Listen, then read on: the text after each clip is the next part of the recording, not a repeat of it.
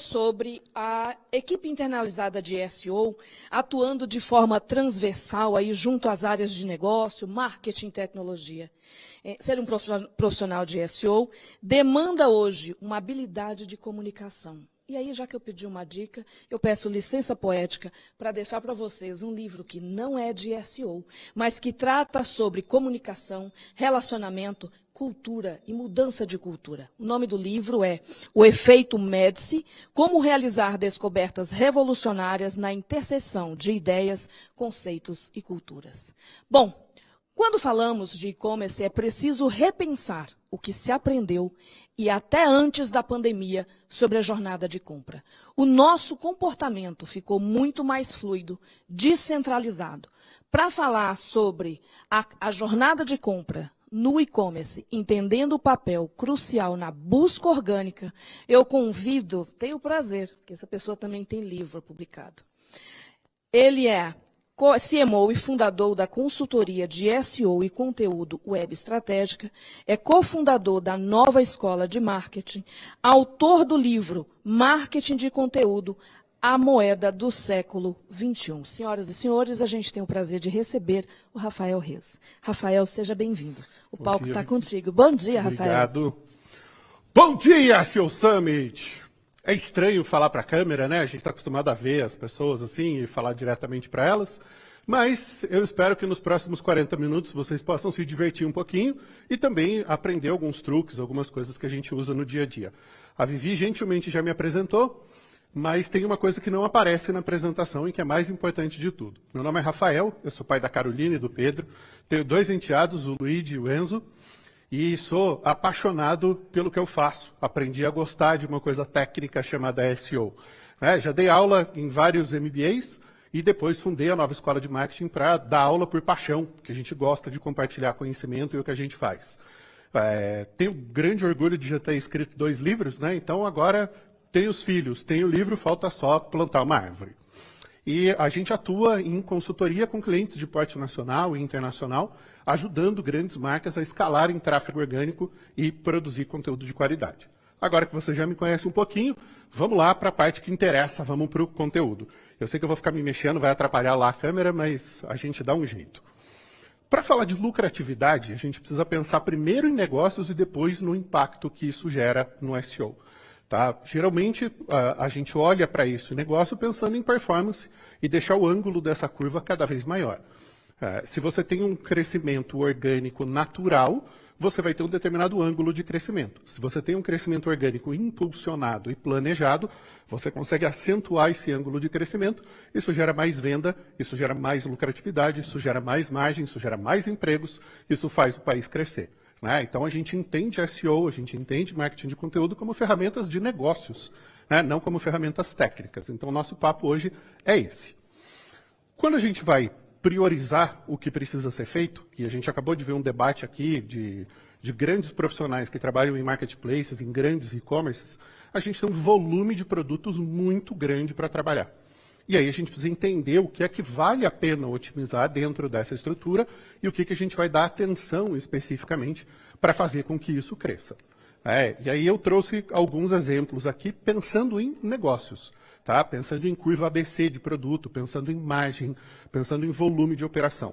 A gente tem produtos com maior volume de vendas, então você tem lá 1000 vendas de um produto de R$50. Então, por mais que você tenha um grande volume, a margem que você tem em cima de um produto barato, a margem bruta, ela é baixa. Quando você pensa em tickets grandes, um ticket de R$5.000, o volume de vendas tende a ser menor. Então, você faz um ticket mais alto, uma margem bruta mais alta, mas o volume de vendas é menor. Quando a gente fala em produtos mais lucrativos, então eu tenho um produto ali na faixa de R$1.000, em que eu consigo fazer 100 vendas, mas eu tenho uma margem bruta muito boa nesse produto. E aí tem produtos exclusivos, em que você consegue ter um bom ticket e um bom volume, porque só você vende. Vamos traduzir isso em exemplos. Capinha de celular, tem um baita volume de vendas, mas uma margem apertada. Uma TV 4K de 50 polegadas, você tem um volume de vendas menor, mas um ticket muito alto. Produtos muito lucrativos, perfume costuma ser uma linha de produto extremamente lucrativa.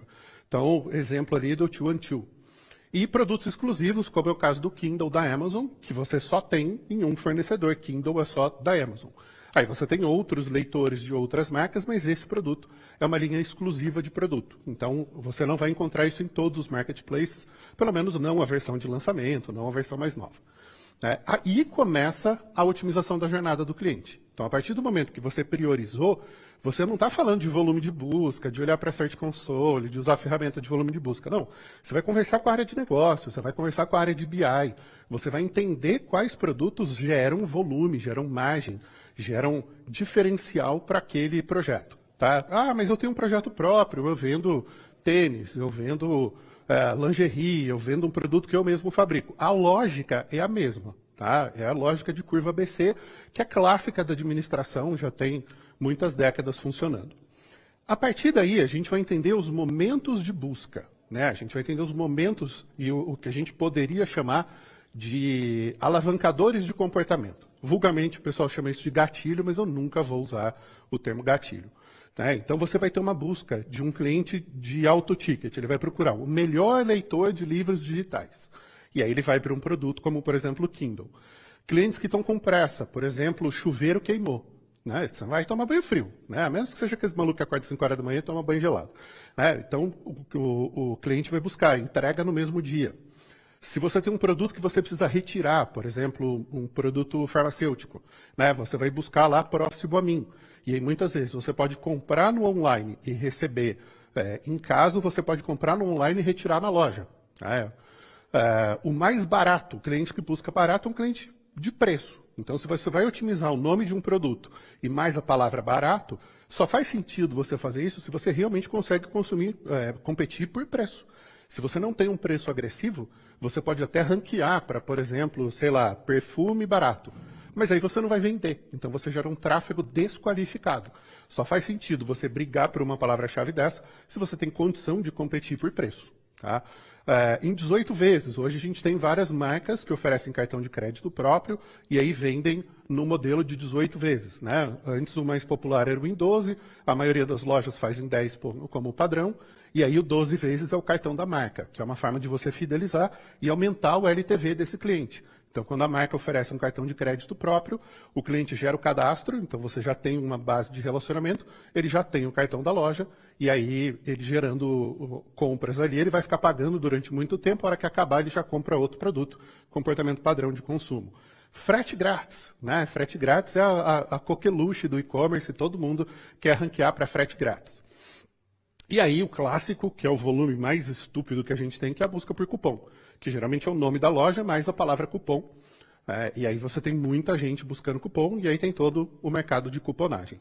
Só que quando a gente vai olhar para comportamento, você vê que tem lá muita gente buscando por frete grátis, mas vem crescendo o comportamento de próximo a mim.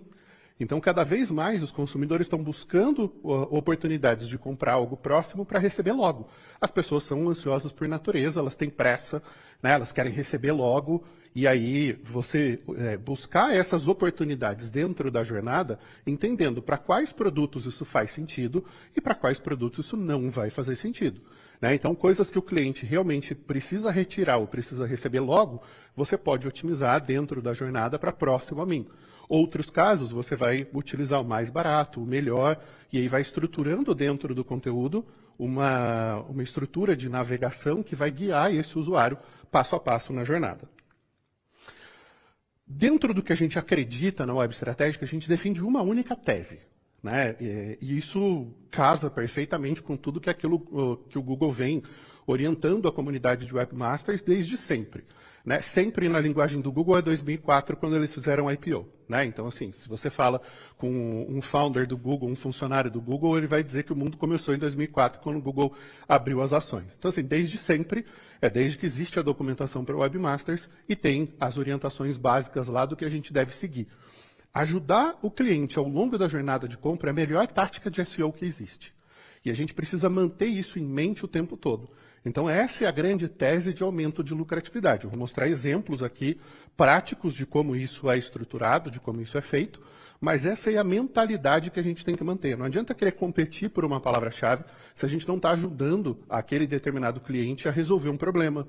a realizar um sonho, a realizar um desejo que ele tem de comprar um perfume, de comprar um item de uma determinada marca, de comprar um celular que tem mais status e por aí vai. Então a gente precisa entender qual é a motivação de compra para entender quais valores e quais diferenciais daquele produto a gente vai explorar dentro do conteúdo. Então a gente usa isso como um mantra. Ajudar o cliente ao longo da jornada de compra é a melhor tática de SEO.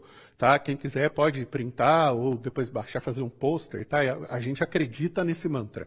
É isso que move toda a estratégia que a gente faz e é isso que gera diferencial e que gera crescimento para os projetos que a gente atende.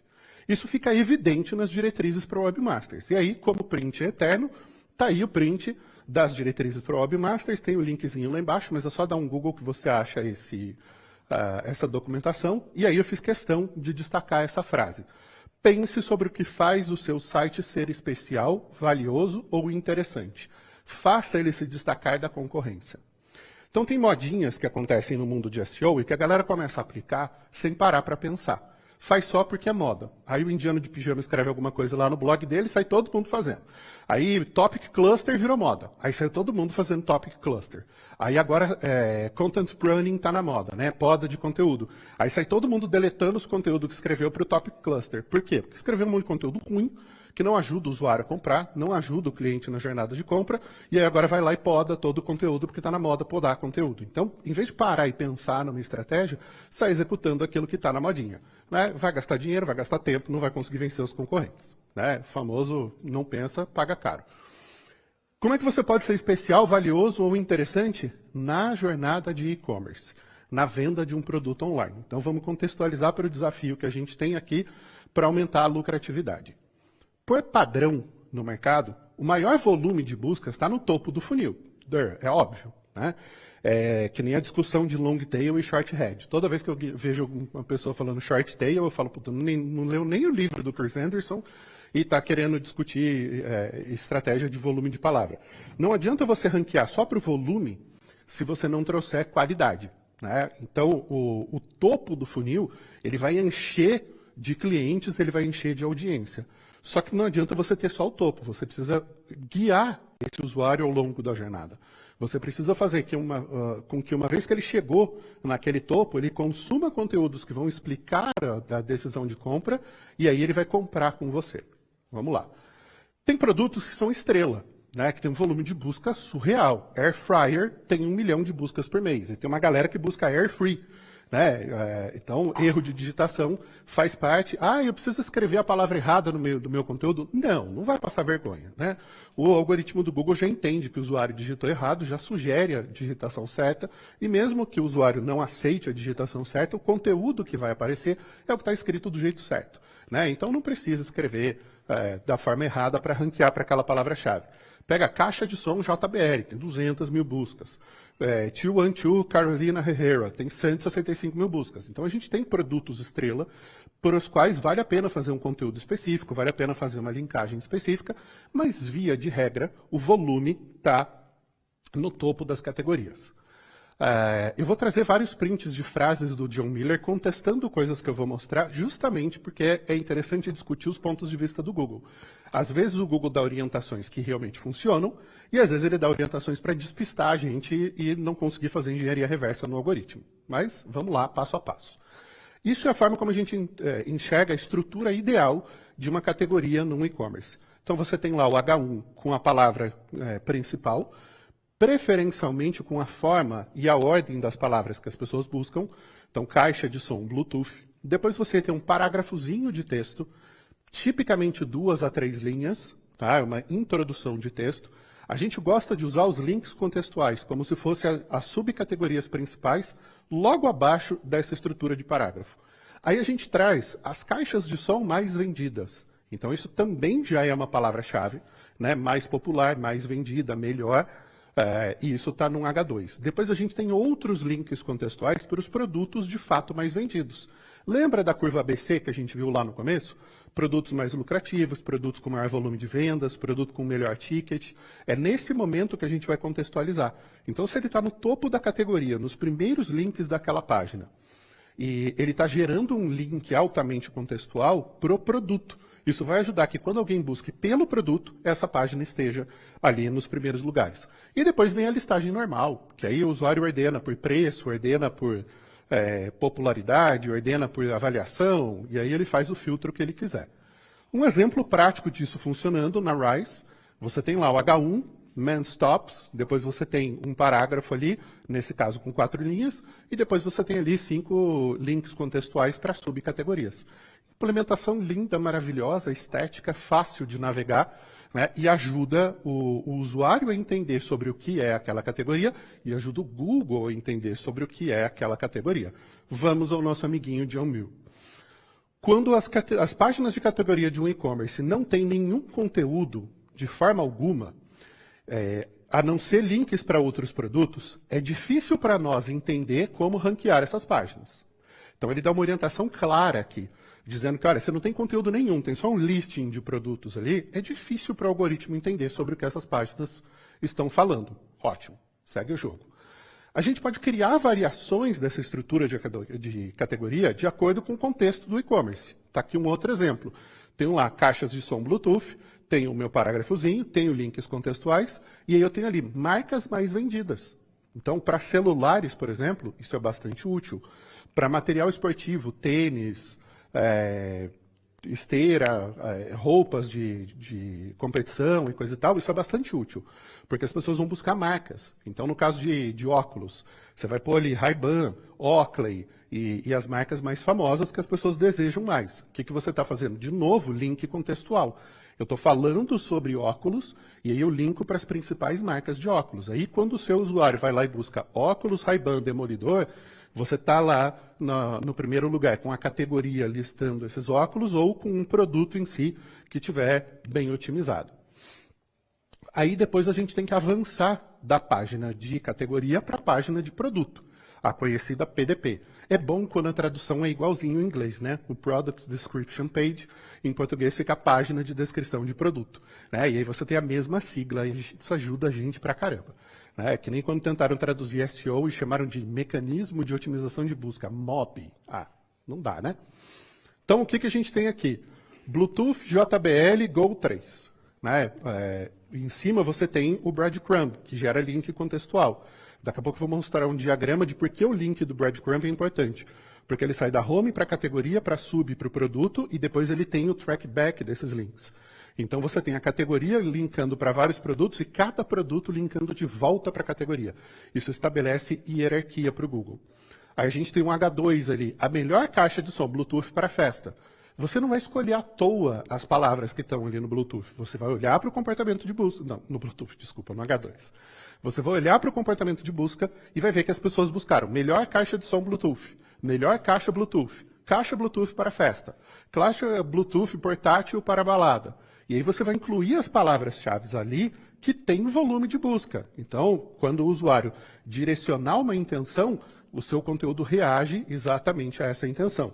Depois a gente tem um parágrafo de conteúdo, tem as imagens ali ampliadas e as acessórias, tem o CTA e depois embaixo, produtos relacionados. Então, se o cara busca a caixa de som e depois ele busca um outro produto, sei lá, um estrobo de LED, ou um carregador, um fio mais longo, ou tipo, o cara comprou um iPhone, ele tem que comprar o carregador, tem que comprar o fone, tem que comprar não sei o quê. Você bota ali produtos contextuais. De novo, exemplo da Rise, atente-se ali à caixinha amarela que está aparecendo, né? Tem uma determinada roupa e ali embaixo tem com o que essa roupa combina. Aí ele tem uma jaqueta, tem uma camiseta, tem uma calça, tem um tênis. Então você contextualiza produtos. Isso ajuda o algoritmo a entender que quando alguém buscar determinado produto, isso está dentro de um contexto de outros produtos similares. Então o cara buscou um vestuário masculino, ele mostra outros itens de vestuário masculino. Isso ajuda a criar hierarquia e conexão entre as páginas. Vai criando mini clusters de produtos dentro do e-commerce. E aí quando o cliente entra, coloca um produto no carrinho e ele vai lá adiciona outro relacionado e outro relacionado, o que você fez? Aumentou o ticket. Com um ticket maior, você pode oferecer frete grátis, quase que eu derrubo com o passador no chão. E oferecendo frete grátis, você aumenta a taxa de conversão. Não é mágica, né? É inteligência. A hierarquia das páginas é fundamental para o Google entender a estrutura. Tá? Eu falo Google porque o Google tem 97% de mercado no Brasil, né? Então, também ajuda o Bing, também ajuda o Yahoo, mas whatever, a gente foca no Google. Aí vem uma frase do John Miller para bagunçar a cabeça de todo mundo. A linkagem interna também nos ajuda a entender um pouquinho sobre o conteúdo dessa página específica. Quando a gente tem alguma pista através do link âncora, a gente tem algum entendimento de onde essas páginas estão linkadas dentro do site. Então, quando você linka para produtos similares, você ajuda o algoritmo a entender que aquilo é um clusterzinho de produto, né? Que aqueles produtos estão relacionados entre si. Então, vamos deixar bem claro, bem didático essa estrutura. A gente tem a página de categoria de produto, a chamada CDP, perfumes, móveis, né? Botei 2 exemplos ali. A página de listagem de produto, né? Que é a CLP. Todos os produtos Carolina Herrera, todos os produtos mesas de jantar. E depois eu tenho a página de descrição de produto, que é a página do produto especificamente. 212 VIP Men Carolina Herrera. Mesa de jantar, 6 lugares, Lugano. Então você tem o item, a quantidade de lugares e a marca. Tá? Você junta as 3 variáveis e aí você tem uma query, aí realmente long tail. Então, para quem buscou especificamente mesa de jantar 6 lugares, ele vai cair num produto de mesa de jantar 6 lugares ou numa subcategoria mesa de jantar 6 lugares, você só vai mostrar de 6. Então, você encurta a jornada de compra, facilita o processo de tomada de decisão do seu cliente. Quando você tem vários produtos dentro de uma categoria, você estabelece hierarquia. Então, a página de CDP linka na listagem de produtos para cada um dos produtos que estão abaixo e cada produto linka de volta para a categoria. Então, você diz para o robô qual é a hierarquia. Esta página é superior, estas páginas estão relacionadas a ela. Aí, o que é que você pode fazer para acelerar a subida de uma categoria? Eu vou mostrar exemplo prático, tá? Case real. Você cria um conteúdo, pode ser no blog, pode ser no hub de conteúdo, você pode chamar do jeito que for, mas você cria uma área dentro do site. Na Leroy Merlin, por exemplo, chama Dicas. Na Magalu é o blog da Lu. Então você cria conteúdo sobre o produto e aí você linka para a categoria e linka para o produto. Então você tem um link direto que ajuda a promover esse produto e faz com que ele suba nos resultados. Aí quando você olha para a estrutura de um e-commerce inteiro, você vai ter posts que vão linkar para produtos específicos e você vai ter posts que vão linkar para categorias.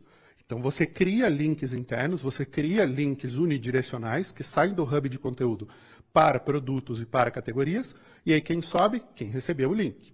Processo clássico de SEO. Quando você olha de longe para a estrutura de um e-commerce, é isso aqui que você vai ver. A bolinha azul ali no meio representando a home, as bolinhas verdes em volta representando as categorias, e aí você tem no entorno ali as subcategorias, as subs, e esse mapa vai crescendo. Aí quando você olha para um marketplace, esse mapa vai se parecer com isso aqui. Ó. É meio que a teoria do caos, né? Você tem uma tonelada de páginas, você tem milhões de páginas.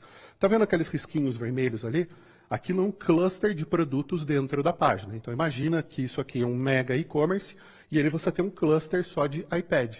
Então você vai ter capinha de iPad, você vai ter o iPad em si, você vai ter a caneta do iPad, você vai ter fone, você vai ter produtos que estão relacionados naquele cluster. Isso ajuda demais o algoritmo a entender o que é que ele tem que apresentar para o usuário quando ele buscar qualquer variável de iPad. Tá? Então, na prática, esse aí é o resultado. Só que, logicamente, o conteúdo nas categorias precisa prestar, ele precisa ser um conteúdo bom. Né? Agora entrou na moda usar automatização de conteúdo e a inteligência artificial para escrever textinho ali de 200, 250 palavras. Aí fica aquele texto ininteligível e é justamente o que o Google está usando a inteligência artificial para derrubar. Então, quando ele solta o update de Product Review, quando ele solta o update de Helpful Content, o que ele está querendo combater? Justamente o conteúdo inútil, automatizado, que não ajuda o usuário na jornada.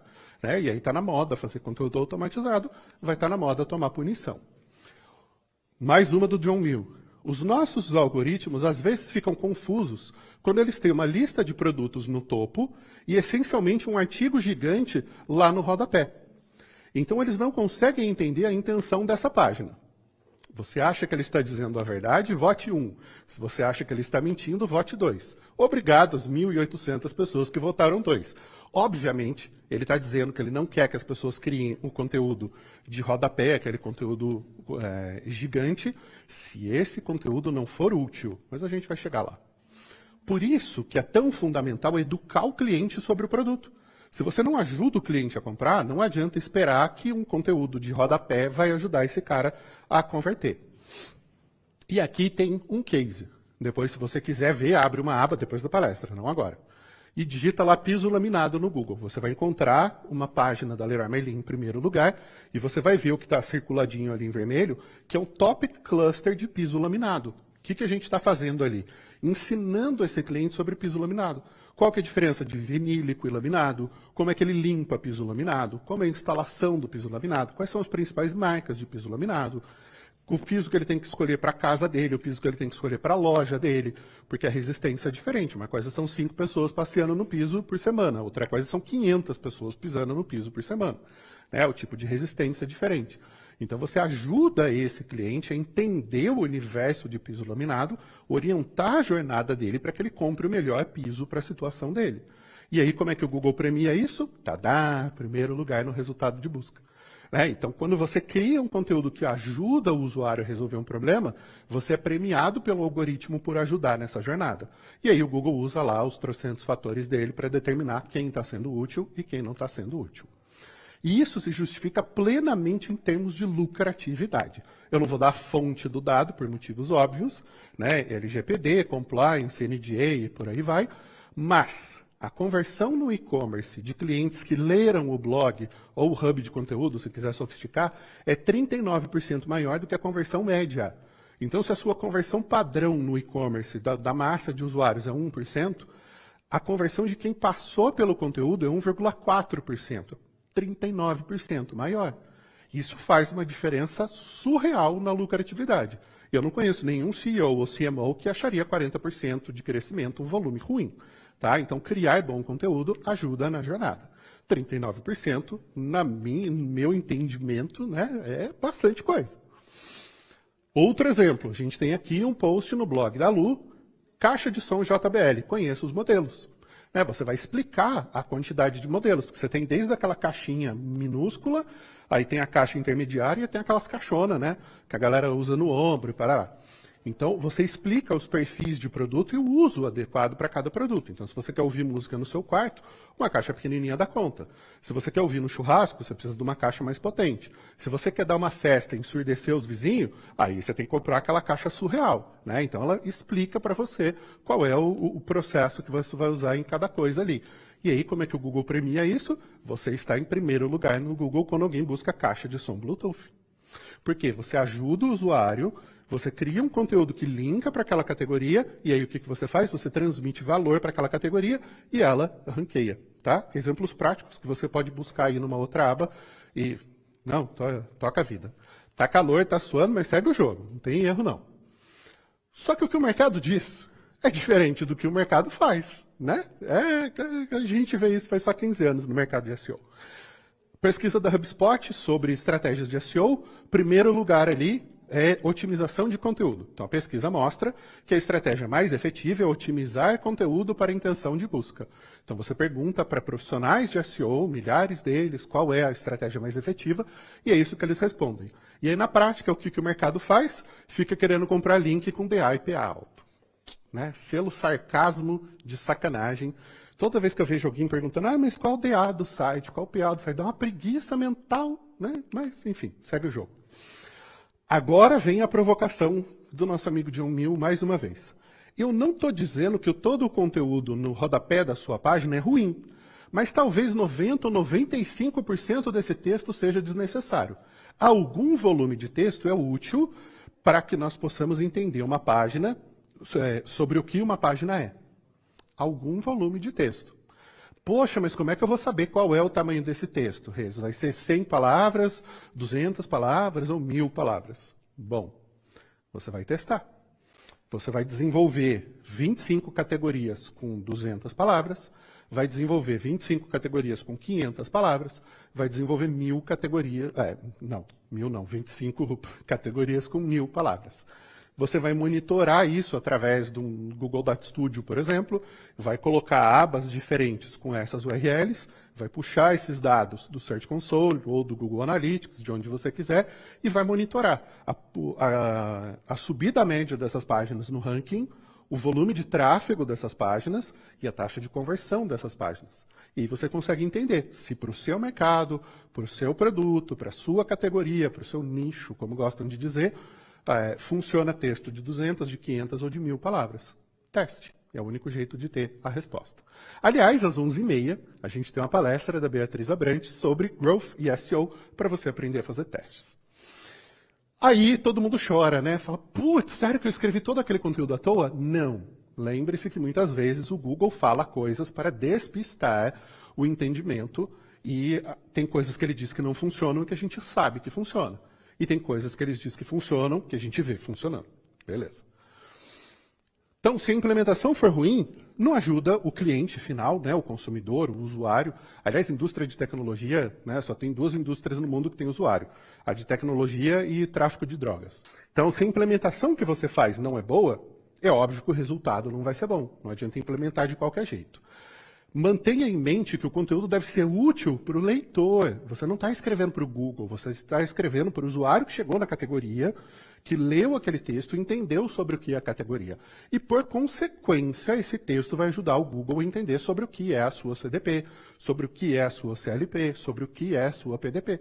Né? Então, você tem texto para categoria, texto para listing, texto para produto. Você completa a jornada. Estamos acabando.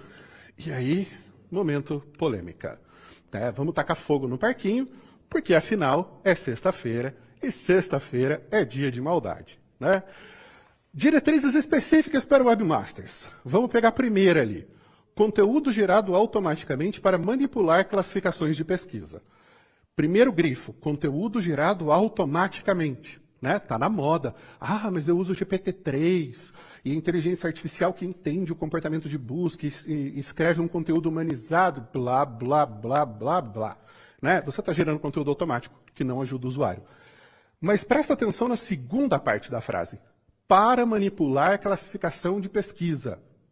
A gente sabe que o Google tem revisores humanos, pessoas contratadas, que recebem um guia de 170 páginas lá, um PDF, para classificar os sites. E aí, toda vez que ele faz um update no algoritmo, ele roda esse algoritmo para esse grupo de usuários e eles classificam se o resultado melhorou ou se o resultado piorou em várias categorias, em vários segmentos de mercado e em alguns nichos específicos. E são essas pessoas que vão dar o entendimento humano de se aquele texto é razoável ou se aquele texto é ruim.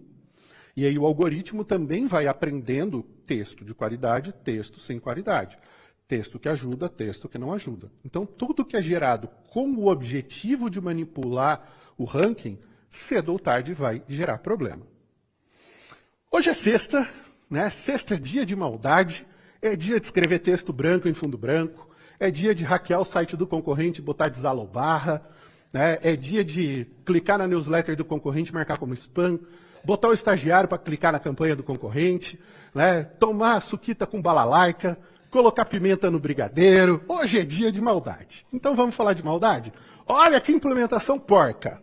Pensa que você é um usuário e você está no site, você olha no rodapé e tem toda essa árvore de itens para você clicar.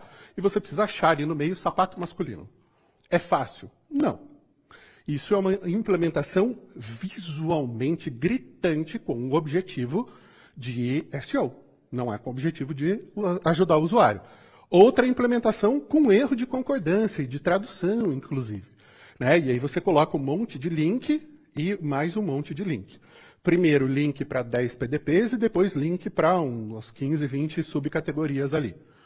Erros de concordância, conteúdo criado automaticamente, erro de tradução, experiência do usuário pobre, tudo isso é má implementação. Má implementação significa menos tempo de permanência na página, menor dwell time, menor tempo de permanência, menor taxa de conversão. Isso significa menor CTR ao longo do tempo. E isso significa que você vai, cedo ou tarde, ser afetado. Eu não vou dizer que o Google vai punir, porque o Google não é polícia, não é mãe para deixar de castigo. Mas, enfim, isso vai ter impacto na média dos rankings que você tem. Natural. Então, você pode escolher fazer uma implementação de conteúdo com foco no SEO ou com foco no cliente. Eu não preciso nem dizer qual é a escolha natural aqui nesse caso. E aí, o que acontece quando você manipula resultados? Tem um site popular aí que andou usando bastante conteúdo automatizado e traduzido e andou comprando muitos links. Né? Nos últimos 40 dias, o volume de links deles cresceu na ordem de 5 milhões de links. Não é natural. Né? E aí o que acontece? Ui, você perde todas não, né? Mas ali no caso, mais de 50% das visitas que você teoricamente conquistou. Por quê? Porque a experiência do usuário é ruim. E se a experiência do usuário é ruim, você vai ser afetado pelo Product Review, você vai ser afetado pelo Helpful Content. Cedo ou tarde o Google te pega. Não é uma questão de se, mas quando. Ah, mas eu vou explorar uma janela de oportunidade porque eu sou o novo Steve Jobs e eu sei fazer as malandragens. Tá bom. O que acontece? Todo o atalho vai trazer consequências de longo prazo. Tá? Então, fim da polêmica. Voltemos aos resultados, porque eu tenho poucos minutos aqui, e aí é bom que dá para encerrar e eventualmente responder alguma pergunta. Argumentos finais, né? The end. Se o seu concorrente está produzindo 200 conteúdos por mês, não adianta você produzir 10 e achar que você vai vencer a briga. Não é assim que funciona. Né? A galera começou a tratar marketing de conteúdo como uma commodity e vender pacote de conteúdo. Pacote de 8 textos, pacote de 15 textos. Cara, não resolve o problema. Você está focando no fim do processo e não no começo do processo. Tá, esses textos vão ser focados em qual prioridade? Em produtos de alto volume, em produtos de alto ticket? Ele vai ser construído para aumentar o LTV? Ele vai ser construído para aumentar a CTA? Ele vai ser construído para first buyer? Né? Então você vai dar frete grátis e cupom para atrair um cliente pela primeira vez. Essa venda vai te dar prejuízo. Mas uma vez que esse usuário está na base, você cria uma trilha de produtos relacionados para tentar aumentar o LTV e a retenção dele. Agora, não tem como fazer isso produzindo menos do que o seu mercado produz. Tá? Conteúdo é um jogo de volume. SEO é um jogo de volume. Não adianta achar que você vai pegar o seu freela e vai botar ele para escrever 4 textos por mês, vai pagar R$50 por texto e você vai vencer a briga. So sorry. Tá? Acima de tudo, é um jogo de qualidade. E aí é o que eu falei agora há pouco. Toda vantagem de curto prazo se torna uma armadilha a longo prazo. Aí você fez conteúdo da modinha, porque Topic Cluster está na modinha, e aí você vai ser punido e depois vai ter que fazer content pruning. Então você paga para fazer conteúdo ruim e depois você paga para deletar conteúdo ruim. Puta estratégia genial para tomar prejuízo. Né?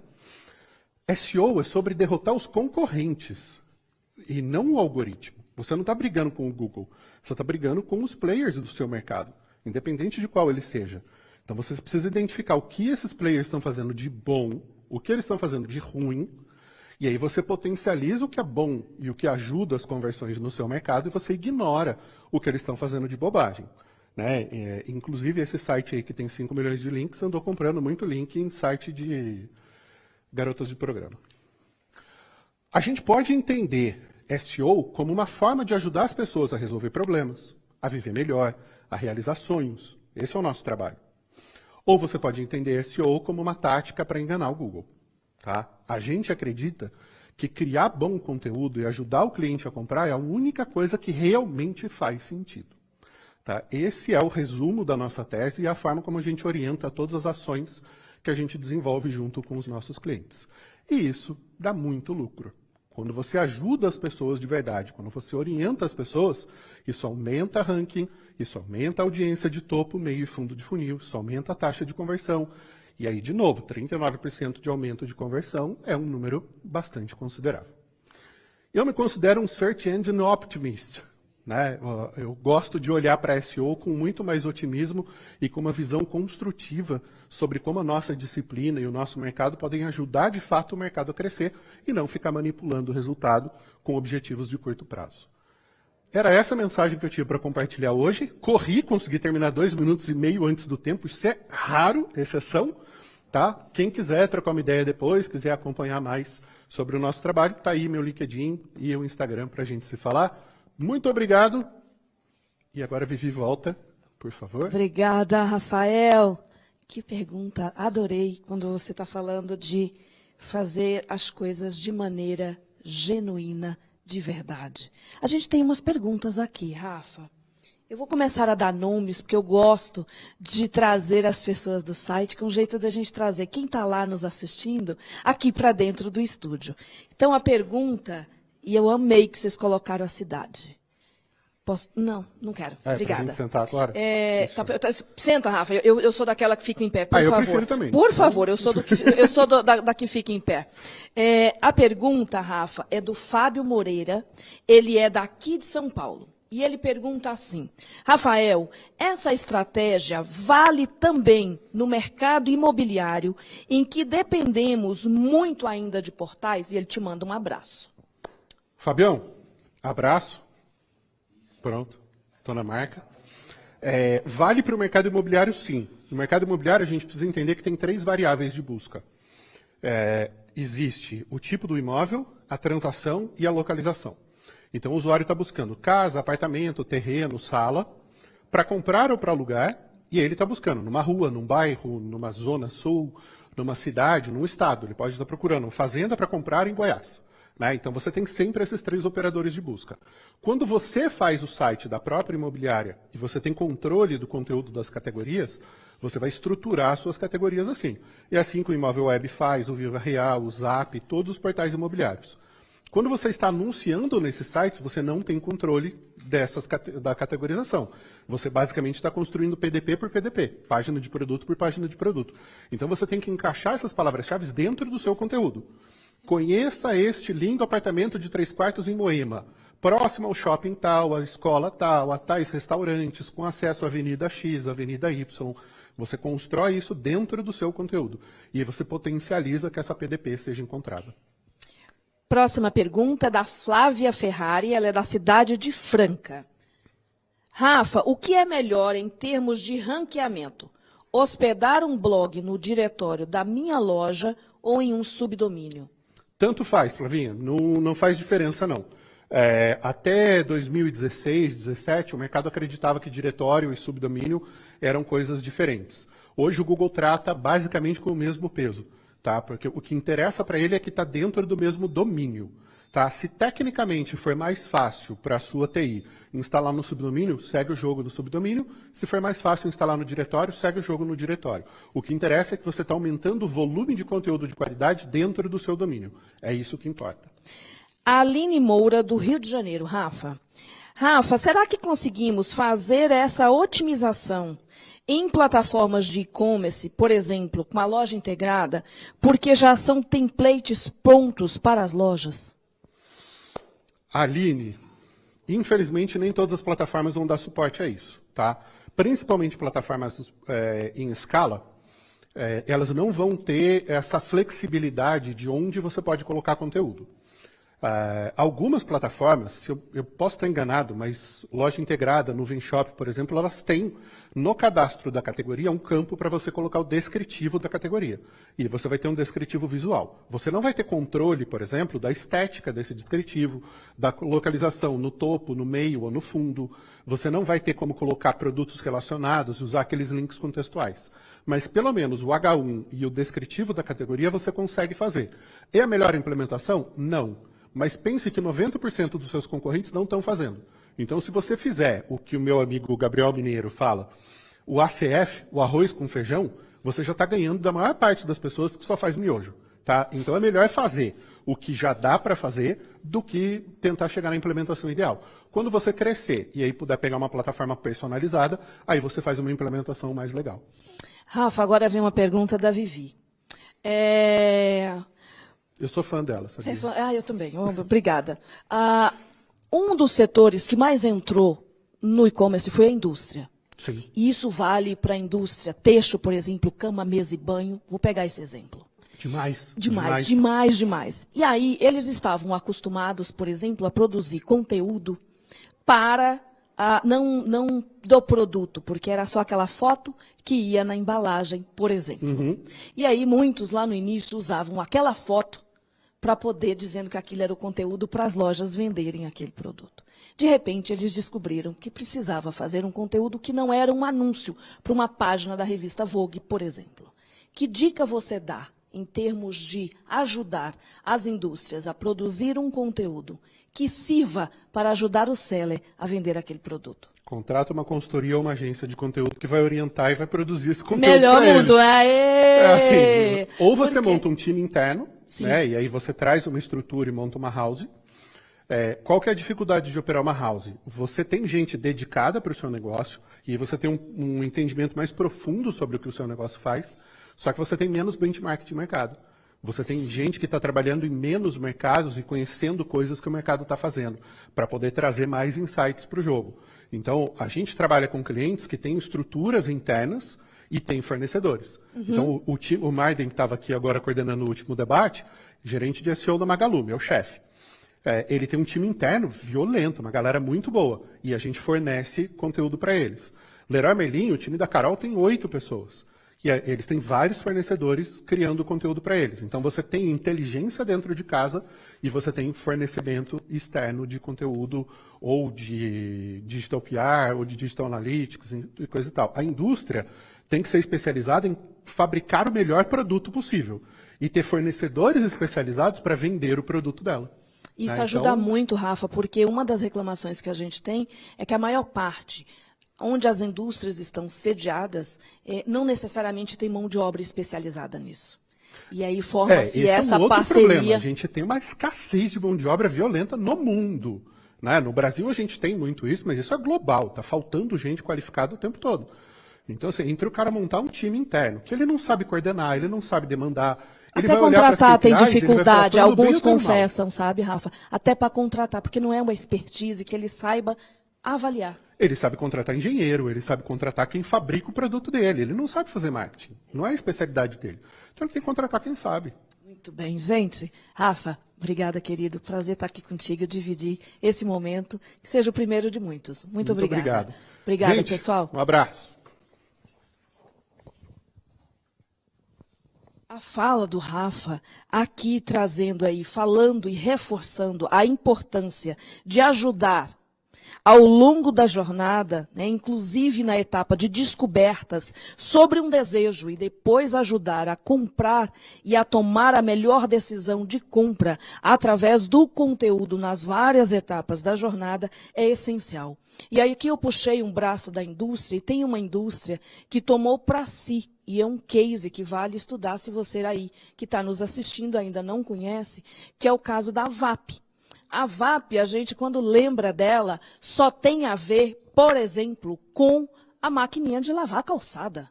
Né? E quando a gente olha para isso, o que eles fizeram usando o conteúdo, porque eles entenderam, essa indústria entendeu, que a experiência com os respectivos produtos que eles fabricam passa pelo o processo de conhecimento, de descoberta e de decisão de compra. E eles desenvolveram conteúdo que serve não só para a página do produto, digamos, a institucional lá da indústria, para o site da loja própria, mas tem conteúdo também diferente, por exemplo, para lojas parceiras que compram deles para poder vender o produto, como a Leroy Merlin, que o Rafa citou aqui. Mas, para aquele seller que vende o produto e precisa construir a melhor página nos marketplaces, também tem um conteúdo. Então, é a indústria usando essa estratégia para